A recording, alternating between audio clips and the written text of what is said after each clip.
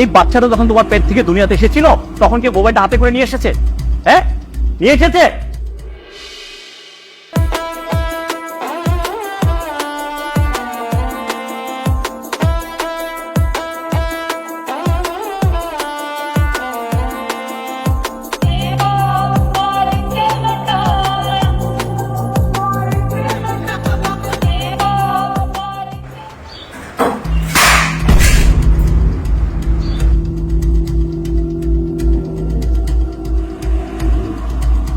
তুমি এটা কি করলা? ফোনটা কেন ভাঙলা? বেশ করেছি, বেশ করেছি। বাবা এদিকে এসো, এদিকে এসো, আমার সাথে এসো। যাও বেরোবে, যাও। এই, তোমাকে আমি কতবার বারণ করেছি, কতদিন বারণ করেছি বাচ্চাকে মোবাইল দেখে কোনো কিছু খাওয়াবে না। তুমি বারবার বাচ্চাকে মোবাইল দেখে তুমি খাওয়াচ্ছ। কেন হচ্ছে এটা?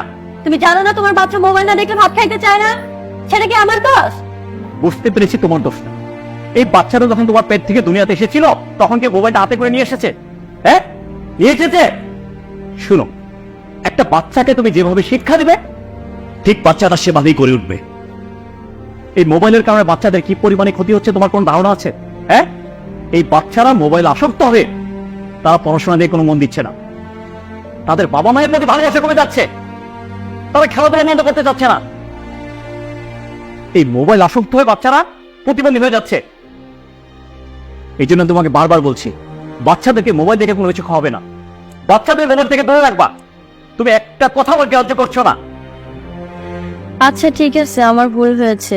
আমি আর মোবাইল দেখে বাচ্চাকে ভাত খাওয়াবো না। কিন্তু এটা তুমি কি করলে?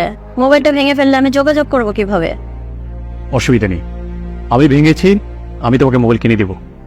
শোনো, আমি কাজের ব্যস্ততার জন্য বাসার বাইরে থাকি, তুমি তোর মা, ও যেভাবে মানুষের মতন মানুষ হবে সেই শিক্ষাই তুমি ওকে দিবে, সেটাই আশা করছি তোমার কাছ থেকে।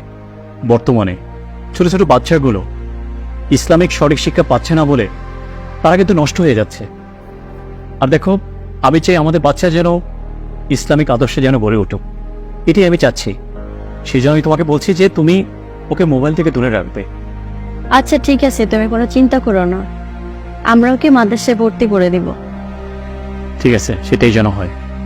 আমি চাই আমাদের বাচ্চারা যেন ইসলামিক আদর্শে যেন আদর্শ হয়।